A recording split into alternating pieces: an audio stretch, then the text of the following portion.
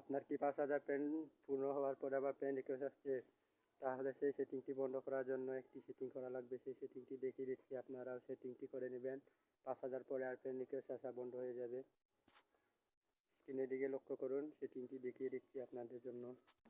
প্রথমে আপনাদের ফেসবুকে যাবেন, তারপর থ্রি লাইনের দিকে চাপ দিবেন, থ্রি লাইনে স্ক্রল করে একটু সেটিংয়ের প্রাইভেসি যাবেন, তারপর হচ্ছে সেটিংয়ে চলে যাবেন।